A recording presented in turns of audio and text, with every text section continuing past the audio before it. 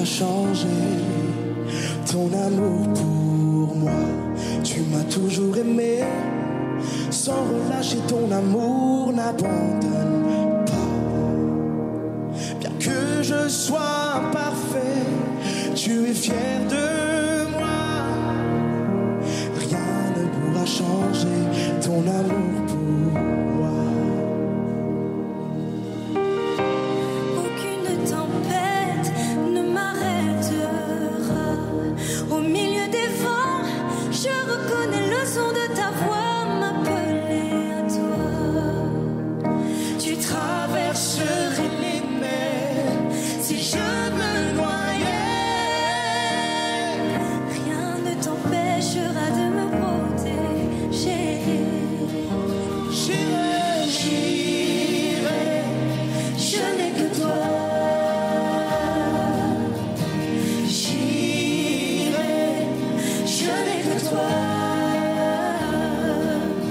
en toutes circonstances, je serai Tombé car tu es. Je n'ai que toi. Bonjour, bonjour, bonjour. Je suis très content de vous retrouver sur la plateforme de Prier sans cesse. Nous sommes à 5h30 du matin. Par la grâce du Seigneur, nous nous sommes encore réveillés et le Seigneur nous a bien donné la vie. Et nous sommes très contents. Et comme je le dis chaque matin, mieux vaut pour nous être au pied du Seigneur que sur les épaules du diable. Nous voici à ses pieds pour bénéficier encore de son orientation, de sa touche, de ses capacités pour que nous puissions vaincre les épreuves qui seront devant nous durant toute cette journée et nous bénissons son nom pour cela. Toute l'équipe est en place, Papa Antoine est là, Sephora est là et tout le monde aussi, et tout le monde est là. Tout le monde est là et je crois que un jour vous devez voir l'équipe. Tout le monde est bien encouragé pour que nous puissions passer un agréable moment. Je bénis le Seigneur, prions le Seigneur, nous te bénissons, nous te rendons grâce. Merci pour cette journée que tu nous offres, que ton nom soit béni, que ton nom soit célébré pour la grâce que tu nous fais d'avoir la vie. Merci au nom de Jésus. Amen. Nous sommes bénis au nom puissant de notre Seigneur Jésus-Christ. Nous croyons que la grâce du Seigneur vous visite aussi et vous savez, nous sommes dans une période où nous devons nous dire, voici, maintenant je dois être un acteur pour l'œuvre de Dieu. Je dois être un acteur pour le service du Seigneur. Je dois être un acteur pour l'évolution du royaume du Seigneur. Un acteur pour l'expansion du royaume de Dieu et surtout pour partager l'amour de Dieu au maximum de personnes. Et c'est cette pensée qui devait nous animer pendant que nous servons le Seigneur, pendant que nous allons adorer Dieu. Nous devons demander à Dieu, qu'est-ce que tu veux qu'on fasse ou est-ce que tu veux qu'on aille pour que ton amour soit connu et partagé. Aujourd'hui, je vais juste vous rappeler certains principes de la Bible. Vous savez, malheureusement aujourd'hui, beaucoup de personnes ne font pas attention aux choses simples de la vie chrétienne. Un jour ici, j'ai encouragé sur comment lire la Bible. Et beaucoup m'ont appelé pour me dire « Ah, c'était bien, c'était bien ». Aujourd'hui, j'ai envie de vous dire pourquoi est-ce qu'on doit lire la Bible. Pourquoi? Parce que si les gens, quand ils n'ont pas d'intérêt à faire quelque chose, ils ne sont pas encouragés, ils ne sont pas enthousiastes. Donc, j'ai envie de vous dire pourquoi est-ce que nous devons lire la Bible. Premièrement, parce que la Bible est un testament qui contient les dernières volontés, les dernières pensées d'un père qui veut du bien à ses enfants. Donc on dit Ancien Testament, Nouveau Testament. Ce sont des alliances, ce sont des choses que le Seigneur a écrites pour nous conférer des capacités spirituelles et surnaturelles pour que nous puissions régner sur la terre. Comme je l'ai dit, cette capacité surnaturelle nous donne des possibilités naturelles. Ça veut dire que la Bible dit, Paul dit, je puis tout par celui qui me fortifie. Il dit, tout est possible à celui qui croit. Mais nous croyons en quoi? Nous croyons aux promesses du Seigneur, à ce que le Seigneur a mis à notre disposition comme capacité surnaturelle et spirituelle. Vous savez, il est bon pour nous de ne pas nous éloigner de la parole de Dieu. Il y a des gens qui peuvent faire seulement une semaine sans lire la Bible, 2 semaines, 3 semaines, et leur seule période, on dira ça comme ça, leur seul moment de lecture, c'est quelquefois à l'église. À l'église, mais souvent, ils n'y vont même pas avec leur Bible. Ils attendent que le lecteur qui lit pour le pasteur lise, qu'ils écoutent, que le pasteur interprète et qu'ils viennent à la maison et qu'ils disent, non, mon pasteur là, il a bien prêché, bien, oui, il est fort. Non, c'est bon, le pasteur a bien prêché, le pasteur est un bon enseignant. mais il est bon d'avoir une communion personnelle avec Dieu à travers la lecture de la parole du Seigneur. Alors, nous devons lire la Bible. Deuxièmement, parce qu'elle nous enseigne les actions de Dieu dans notre vie. Si on ne sait pas ce que Dieu a fait dans notre vie et pour notre vie, il y a des choses qui vont nous manquer. Vous savez, aujourd'hui, les gens sont dans la superstition parce qu'ils n'ont pas encore compris que Dieu a fait de grandes choses pour nous. J'aime bien les versets de Colossiens 1,12 que j'ai souvent dit ici. Il dit, rendez grâce au Père qui vous a rendu capable d'avoir part à l'héritage des saints dans la lumière. C'est lui qui nous a rendu capable d'avoir part à l'héritage des saints. Le verset 13 dit, qui nous a délivrés de la puissance des ténèbres et nous a transportés dans le royaume du Fils de son amour. C'est lui qui l'a fait, c'est son action dans notre vie. Il a brisé les puissants des ténèbres, il a brisé ces chaînes qui nous liaient. Paul même le dit dans Romains chapitre 8, verset 1, après avoir dit dans le chapitre 7, qui me délivrera de cette nature pécheresse, quand je vais faire le bien, c'est le mal qui a m'apporté. Il dit, mais il n'y a plus de condamnation pour ceux qui sont en Jésus-Christ, qui sont unis à lui. Quand tu es uni à Christ, il n'y a plus de condamnation pour toi. Donc, la lecture, la parole te montre les actions de Dieu, ce que Dieu a déjà fait. C'est pourquoi on dit un testament. On dit, ton père a déjà construit telle maison, il a déjà réalisé ceci, il a déjà fait ceci. Mais quand toi, tu n'as pas conscience de ces choses, tu te dis que tu es perdu. Aujourd'hui, les gens valorisent plus les liens héréditaires, les puissants des ténèbres, les choses comme ça dans leur vie, plus que la présence potentielle de Dieu dans leur cœur, dans leur vie, et la capacité spirituelle, aussi naturelle, potentielle de Dieu dans leur vie, et l'action que Dieu a faite de les sortir de la puissance des ténèbres. Il a brisé le pouvoir du péché, il a rendu le péché à néant, il a brisé le pouvoir des ténèbres juste pour toi, pour toi. La mort de Christ signifie grand chose pour nous les chrétiens. C'est le gage, c'est le sceau de notre délivrance. Il faut qu'on le comprenne.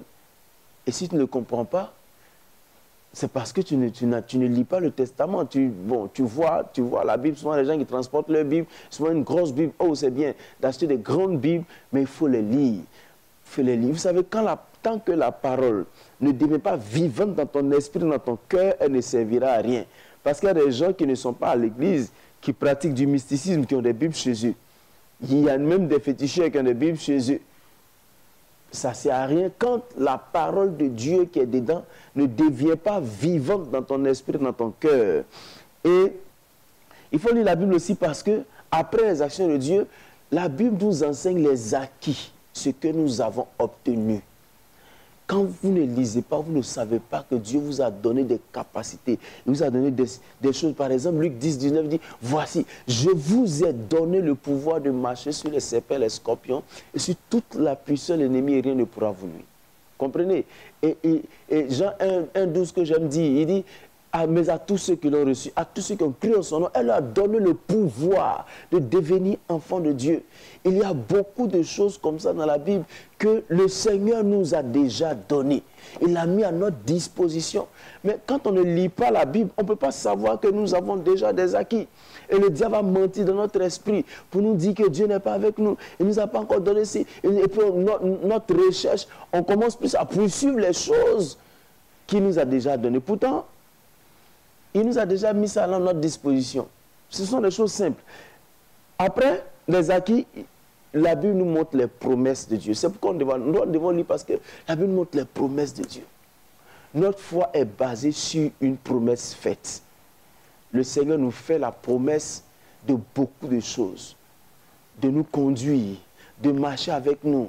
C'est pourquoi David, il a regardé jusqu'à il dit, l'Éternel est mon berger, je ne manquerai de rien.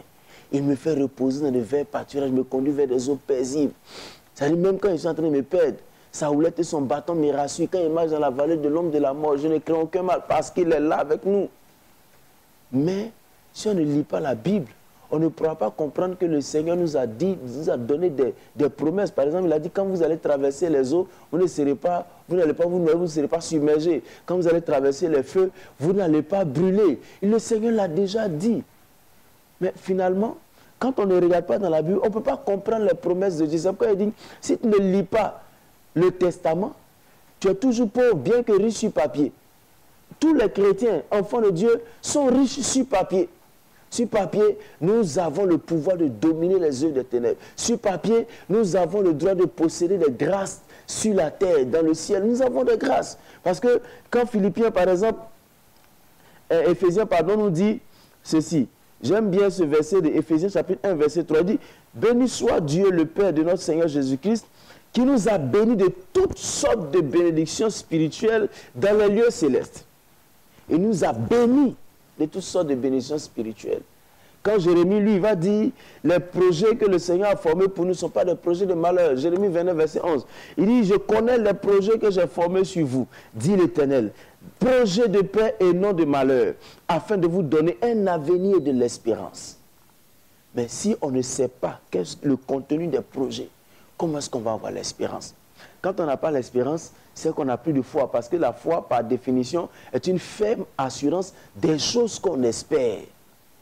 Et c'est pourquoi, malheureusement, beaucoup de personnes sont dans la dépression. Ils tombent dans la dépression. J'ai lu des commentaires quelque part qui disent que 5%, 5,9% d'hommes font des dépressions dans une année courante. Et 9,3 ou 4% de femmes font des dépressions dans une année courante. C'est-à-dire qu'il y a au moins 121 millions de personnes sur la Terre qui font des dépressions, et souvent des dépressions très graves, parce qu'elles n'ont plus d'espérance. Elles ont perdu espoir. C'est fini, il n'y a plus d'avenir pour eux. Selon eux, il n'y a plus rien qui marche pour eux, chers frères. Parce qu'on ne comprend pas que le Seigneur a réservé des promesses pour nous. On ne lit pas la Bible. Et c'est vrai, on peut le dire, le diable nous éloigne de la Bible. Le diable, mais c'est à nous de faire quelques efforts. C'est à nous de faire des efforts. Parce que quand on ne lit pas la Bible, on ne peut pas avoir les âmes spirituelles dont parle Éphésiens chapitre 6. Il dit, prenez les âmes spirituelles, prenez toutes les âmes de Dieu pour tenir ferme dans les moments difficiles. On ne peut pas tenir ferme dans les moments difficiles parce qu'on ne comprend pas les promesses de Dieu. Satan bombarde notre esprit, notre casque nous a été arraché, notre cuirasse nous a été arraché, notre ceinture de vérité nous a été arrachée parce qu'on n'est plus sincère ni avec nous ni avec Dieu. Il faut qu'on s'attache à la lecture de la parole de Dieu. Non, la lecture de la parole de Dieu ne devait pas être conditionné par un état d'esprit, un état d'âme. Non, je me réveille le matin, je dois lire la Bible. Quelqu'un a dit un jour que l'homme devient ce qu'il mange. Nous devons manger la parole de Dieu parce que la Bible dit que Christ est le pain de vie. Si nous mangeons la parole de Dieu qui est Christ, nous devenons comme Christ et la parole de Dieu commence à bouger dans nos entrailles, dans notre vie pour pouvoir se positionner et faire de grandes choses. Quand la Bible dit, par exemple, la foi vient de ce qu'on entend, et ce qu'on entend vient de la parole de Christ, c'est-à-dire ce que nous devons entendre chaque matin avant d'aller vaquer à nos occupations, c'est la parole de Christ qui booste notre journée, qui nous donne la foi, qui nous permet d'avancer.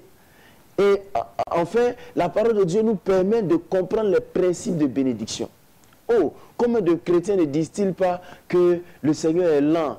Le Seigneur lui-même, il est lent. Moi, mais là, si vient le considère féticheur parce que Dieu est trop lent. Dieu n'est pas lent. Dieu n'est pas lent.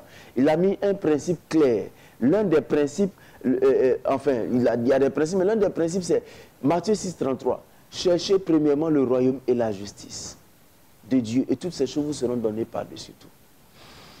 Quand on fait la négation, ça fait ne cherchez pas le royaume et la justice de Dieu, et toutes ces choses ne vous seront pas données par-dessus tout. C'est aussi clair. Vous comprenez? Donc, il faut qu'on fasse l'effort, c'est implicite, ça engage, ça nous met en action. Chercher pour trouver le royaume. On cherche à travers la lecture de la parole de Dieu. Daniel, la Bible dit, Daniel a fait une découverte importante à travers les livres. Voici ce que Daniel chapitre 9, verset 2 dit. La première année de son règne, moi Daniel, je vis par les livres qui devaient s'écouler 70 ans pour les ruines de Jérusalem, d'après le nombre des années dont l'Éternel avait parlé à Jérémie le prophète. Il a vu par les livres.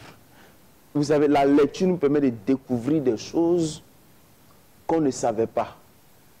Oh, souvent je l'ai dit, les gens nous ont fait l'injure à nous les Africains.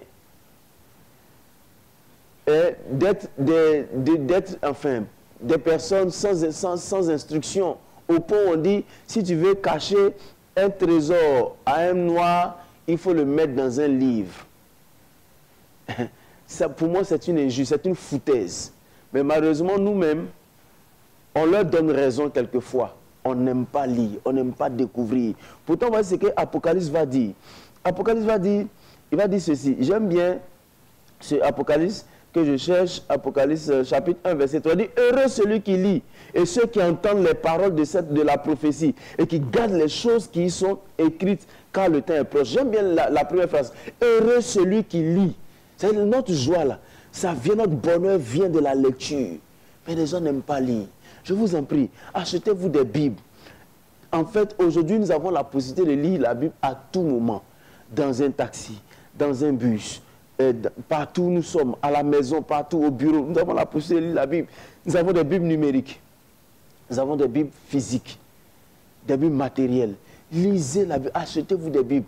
Et je suis désolé de vous le dire, je suis choqué quelquefois de voir qu'il y a des gens qui prennent des centaines de mille pour acheter que des téléphones, juste pour faire des apparitions sur des réseaux, mais ils n'ont même pas 2000 francs CFA pour acheter une Bible et apprendre les pensées de ce testament et apprendre à grandir et à être fort dans sa vie chrétienne.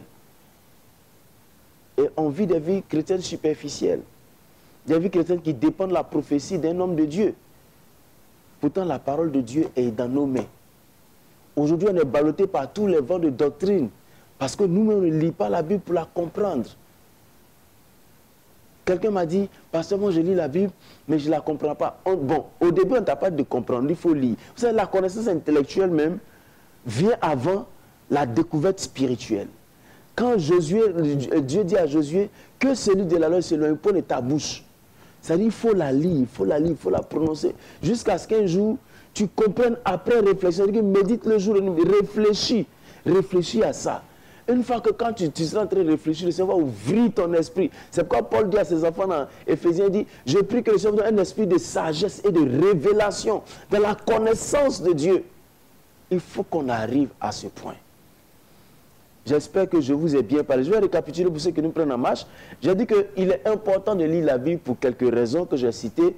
Premièrement, parce que c'est un testament. Un testament contient les bénédictions réalisées. Deuxièmement, parce que ça nous montre les actions de Dieu dans notre vie. Troisièmement, ça nous montre nos acquis, ce que nous avons, ce que Dieu nous a donné.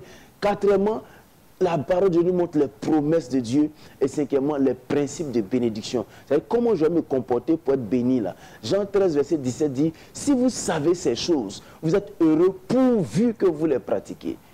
C'est bien de savoir. Savoir est une bonne chose. Mais notre bonheur vient de notre capacité à pratiquer ce que nous savons. Alors, chers frères, je voudrais vous encourager à lire la Bible, à vous en acheter même et à lire la Bible. Prions. Seigneur, merci pour nos frères, pour qui c'est encore difficile d'ouvrir la Bible pour lire. Seigneur, ce qui les éloigne de la connaissance de tes actions, de leurs acquis, de tes promesses, des principes de vie et de bénédiction, Seigneur, je prie que tu leur donnes ta grâce. Tu as cité tellement de principes de bénédiction que tu voudrais qu'on les pratique pour être bénis. Je prie, mon Père, que tu donnes la force à tes enfants, que tu leur donnes la force, la soif et la faim de toi, Seigneur, parce que tu es le pain de vie, tu es la source de vivre, Seigneur. Père éternel, nous voulons avoir soif de toi, nous voulons avoir faim de toi, de sorte que, Seigneur, nous ne nous empêchons pas de lire, de manger ta parole, de boire de cette eau pour nous rafraîchir, Seigneur. Ô Père, étends ta main. Étends ta main, Seigneur, étends ta main et bénis tes enfants. Donne-leur ta grâce, Père, au nom de Jésus. Amen. Je prie pour les malades. Seigneur, je prie que tu étendes ta main. Merci pour les malades que tu guéris. Merci pour ta grâce que tu déverses sur toutes ces personnes malades. Seigneur, tu ne fais acception de personne. Alors je prie, Père, que celui qui est sous l'écho de ma voix à l'instant, qui entend cette prière pour les malades, soit touché par ton ange, soit touché par toi, Seigneur, et reçoive la guérison totale au nom puissant de Jésus. Les cancers du col de l'utérus disparaissent maintenant au nom de Jésus. Les inflammations, Seigneur, bénignes, disparaissent au nom de Jésus. Seigneur, je prie que tout ce qui est maladie, dont on ne connaît même pas le nom, disparaissent au nom puissant de Jésus. Étends ta main, notre Dieu. et fortifie tes enfants en leur donnant la guérison. Toi qui as guéri Bartimée, toi qui as ressuscité la fille de Jairus, toi qui as sauvé cet enfant épileptique, qui as délivré cet homme fou, tu es capable encore de libérer tes enfants, Seigneur, de briser ce pouvoir de maladie, de dépression, Seigneur, qui a envahi leur vie. Et quand ta main, guéris-les maintenant au nom puissant de Jésus. Regarde cette personne qui n'a plus d'espoir de guérison. Seigneur, je prie que tu étendes ta main. Toi, le Dieu de la restauration est capable de restaurer. Étends ta main, Seigneur. Seigneur, quel que soit l'endroit où cette personne se trouve, Seigneur, c'est sous l'écho de notre voix ce matin, nous déclarons sa guérison, la restauration de son organisme, dans le nom puissant de Jésus. Seigneur, montre à cette personne que tu es le Dieu qui guérit après toute cette dépense. Montre-lui que Seigneur, ce n'est ni sa capacité, ni son pouvoir financier qui est capable de lui apporter la guérison, mais toi seul es le Dieu capable d'opérer des miracles, Seigneur, qui ne dépendent d'aucun médecin, Seigneur Dieu. Merci de le faire au nom puissant de Jésus. Regarde, guéris ces personnes qui souffrent de varices. Libère-les maintenant au nom puissant de Jésus. Tu es le Dieu de la restauration. Guéris-les, notre Père. Guéris-les, toi qui n'as pas encore changé. Guéris-les, toi qui ressuscites. Guéris-les, toi qui brise la malédiction des ténèbres. Seigneur, s'il y a une main spirituelle autour de ces maladies, nous brisons ces pouvoirs dans le nom de Jésus. Nous arrêtons leurs actions dans leur vie dans le nom de Jésus. Aujourd'hui même, la guérison les visite. Je vois tes anges qui entrent dans ces maisons et qui apportent la guérison, qui apportent la restauration, qui apportent la vie dans les maisons, dans le nom puissant de Jésus. Merci de le faire, Seigneur. Merci de les guérir, de les restaurer au nom puissant de Jésus. Merci, Seigneur. Amen. Vous êtes guéris au nom puissant de notre Seigneur Jésus. Nous allons prier pour ces personnes qui ont actuellement une instabilité sociale. Ils sont vraiment instables, ils vont ici, ils n'ont pas de travail, c'est un peu compliqué. Nous allons prier que le Seigneur les aide et les stabilise. Seigneur, je prie que tu étendes ta main. Donne la stabilité à tes enfants. Seigneur, que toute manipulation du diable qui les rend instables soit brisée au nom de Jésus. Seigneur, tu as besoin, ils ont besoin de stabilité. Je crois que tu es capable de leur donner cette stabilité, Seigneur. Regarde cette personne qui ne fait même pas plus de 3 mois quelque part dans une entreprise, Seigneur, où il veut s'installer. Je prie que tu étendes ta main, que tu lui donnes la stabilité au nom de Jésus. Étends ta main, Seigneur, donne la stabilité à ces personnes qui souffrent de cette malédiction d'instabilité. Étends ta main, éternel Dieu. Tu es le Dieu qui aime la stabilité pour donner la production. Merci parce que tu les bénis à la stabilité. Tu leur donnes ta grâce, Seigneur, dans le nom puissant de Jésus. Merci de le faire. Amen. Prions pour les foyers en détresse, les personnes en difficulté dans leur foyer. Prions, Seigneur, je prie que tu étendes ta main. Tu n'as pas créé le mariage pour nous détruire. Mais malheureusement, la méchanceté du cœur de l'homme qui a créé cette dérogation dans cette loi divine est encore en marche. Père, des gens se sont mariés. Aujourd'hui, n'arrivent plus à s'entendre à cause de l'orgueil de leur cœur, à cause du fait qu'ils ne te laissent pas dominer, de prendre la place. Père, nous voulons t'invoquer dans leur vie. Illumine leur esprit, ouvre leurs yeux, c'est pour qu'ils puissent comprendre que leur époux, leur épouse est un trésor divin. Seigneur, je prie que tu étendes ta main. Le diable veut déstabiliser le socle de la société, qui est la famille, qui est le foyer. Je prie que tu étendes ta main. Sauve ces couples en détresse. Délivre-les, Seigneur. Accorde-leur ta grâce. Entre dans leur vie. Enlève ce voile de leur cœur pour qu'ils puissent t'accepter et comprendre, se laisser conduire par toi pour arriver au pardon, Seigneur. Merci parce que je sais que tu le fais. Au nom de Jésus. Amen. Nous sommes bénis au nom puissant de notre Seigneur Jésus-Christ. Nous allons prier Dieu. Nous allons dire, Seigneur, fais de nous des acteurs pour l'extension de ton royaume. L'évangile a besoin d'acteurs. Prions, Seigneur, je prie que tu étendes ta main. Tu as dit la moisson est grande, mais qu'il y a peu d'ouvriers. Mais en même temps, tu nous donnes la recommandation de te prier pour que tu envoies les ouvriers dans ta moisson. Seigneur, c'est ce que nous faisons ce matin. Envoie les ouvriers dans ta moisson. Envoie ces ouvriers, Seigneur, des gens qui sont capables de partir annoncer l'évangile, ceux qui sont capables de se mettre à genoux pour prier, et d'autres qui sont capables de donner leurs moyens financiers pour soutenir l'action, pour soutenir ceux qui vont, Seigneur, pour que ton évangile soit connu, pour que ton amour soit propagé dans le cœur, Seigneur Dieu. Ô Père, étends ta main. manifeste-toi dans leur vie. Seigneur, envoie ces ouvriers, envoie les ouvriers, Seigneur, dans ta moisson. Que des gens s'élèvent avec l'envie, le désir de te servir, le désir d'accepter ton appel que tu leur adresses depuis un certain temps. Merci de le faire, Père, au nom de Jésus. Amen. Prions pour la journée. Seigneur, merci pour cette journée que tu bénis. Merci pour ta grâce et ta fidélité que tu accordes, Seigneur, à tes enfants qui vont sortir pour aller vaquer à leurs occupations. Je prie, mon Père, que pendant qu'ils sont en train de partir, que tu les gardes, que tu préserves leur vie de tout accident, de toute intoxication alimentaire, de tout empoisonnement et de tout piège tendu par qui que ce soit. Que ceux qui se sont levés contre eux tombent devant eux comme ta parole le dit. Tu as dit, Seigneur, que si l'on forme des complots, cela ne viendra pas de toi. Et que, Seigneur, ceux qui vont se lever contre nous, tes enfants, tomberont sous notre pouvoir. Je déclare que ces personnes tombent au nom puissant de Jésus. Je déclare que toute arme forgée contre tes enfants ce matin soit sans effet et retourne à l'envoyeur dans le nom puissant de Jésus. Merci de délivrer. Merci d'accorder ta paix. Merci de ramener tes enfants, Seigneur, pour célébrer des victoires dans leur famille ce soir. Au nom puissant de Jésus. Amen. Nous sommes bénis ce matin au nom puissant de notre Seigneur Jésus-Christ. J'espère que vous avez été bénis et que nous serons tous acteurs pour l'expansion du royaume de Dieu, pour la propagation de l'amour de Dieu dans le monde. Et nous vous le disons, l'œuvre de Dieu, c'est une affaire commune, c'est la main d'association qui fait l'œuvre de Dieu. Ne restez pas derrière vos caméras. Vous dites, ah, cette émission est belle, nous aimons, elle nous bénit. Dites-vous, qu'est-ce que je peux faire pour que cette émission puisse continuer, ou que, vous savez, Béni TV a besoin de beaucoup de soutien et nous comptons sur vous aussi. Que Dieu vous bénisse, que sa grâce vous soit accordée durant toute cette journée. Vous voulez rester en contact avec nous, nos numéros d'adresse s'affichent sur votre écran. Plus 225 07 78 37 52 78. Vous nous écrivez des SMS, vous nous écrivez sur WhatsApp, vous envoyez des messages.